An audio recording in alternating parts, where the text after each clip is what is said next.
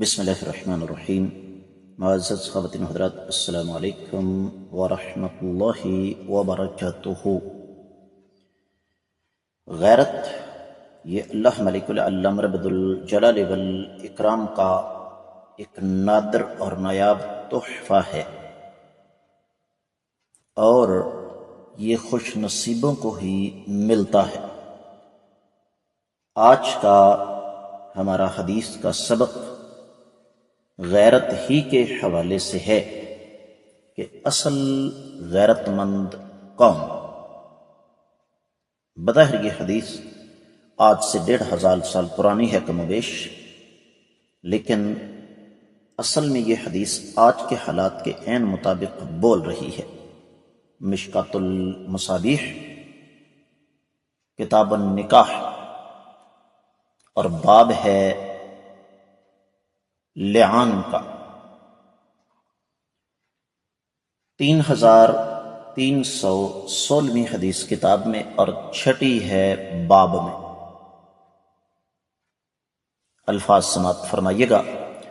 وعن المغیرة قال سعد بن عبادة لو رأيت رجلا مع امرأتي لضربته بالسيف غير مصفح فبلغ ذلك رسول الله صلى الله عليه وسلم فقال تعجبون من غيرة السعد والله لأنا أغير منه والله أغير مني ومن أجل غيرة الله حرم الله الفواحش ما ظهر منها وما بطن ولا أحد أحب إليه العذر من الله من أجل ذلك بعث المنذرين والمبشرين ولا أحد أحب إليه المدحة من الله ومن أجل ذلك وعد الله الجنة متفق علیہ۔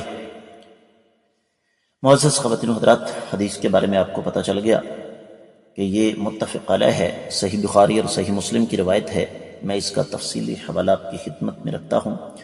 صحیح بخاری کتاب التوحید 20واں باب ہے لا شخص اغیر من اللہ، نبی علیہ الصلوۃ والسلام کا فرمان کہ اللہ سے زیادہ غیرت مند کوئی بھی نہیں۔ صحیح بخاری ہی میں یہ حدیث 6846ویں بھی ہے، صحیح مسلم میں 3764ویں ہے، اور حدیث کا ترجمہ کچھ یوں بنتا ہے کہ کائنات کے امام صلی اللہ علیہ وآلہ وسلم کے صحابی سیدنا سعد بن عبادہ رضی اللہ تعالیٰ عنہ نے فرمایا کہ اگر میں اپنی بیوی کے ساتھ کسی آدمی کو قابل اعتراض حالت میں دیکھ لوں تو میں تلوار کی دھار سے اسے قتل کر دوں۔ یہ بات آقا علیہ الصلوۃ والسلام تک پہنچی تو آپ نے فرمایا کیا تم میرے صاحب پر ان کی غیرت پر تعجب کا اظہار کرتے ہو؟ اللہ کی قسم میں اپنی صحابی سے زیادہ غیرت والا ہوں، اور میرا اللہ مجھ سے زیادہ غیرت والا ہے، اور اللہ نے اپنی غیرت ہی کے باعث ظاہری اور باطنی بے حیائی کے کاموں کو حرام قرار دیا ہے، اور اللہ سے زیادہ کوئی شخص ادھر پسند نہیں کرتا۔ اس لیے تو اللہ نے آگاہ کرنے والے اور خوشخبری سنانے والے یعنی انبیاء علیہم الصلوۃ والسلام مبعوث فرمائے، اور اللہ سے بڑھ کر کوئی شخص مدح کو پسند نہیں کرتا، اس لیے تو اللہ نے جنت کا وعدہ فرمایا ہے۔ تو معزز خواتین و حضرات، اس حدیث میں باتیں تو بہت ساری ہیں، لیکن قابل غور چیز جس کا تعلق ہمارے آج کل کے حالات کے ساتھ بہت گہرا ہے، اس پر ذرا غور کرنے کی ضرورت ہے۔ وہ یہ کہ سیدنا سعد بن عبادہ رضی اللہ تعالیٰ عنہ نے اتنی بڑی بات کر دی، اس کے باوجود آقا علیہ الصلوۃ والسلام نے ان پر نکیر نہیں کی۔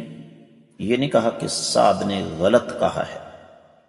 اس سے پتہ کیا چلتا ہے کہ کائنات میں اصل غیرت مند اس دنیا میں وہ انسان ہے جو اپنی بیوی پر کسی کی بری نظر برداشت نہ کرے۔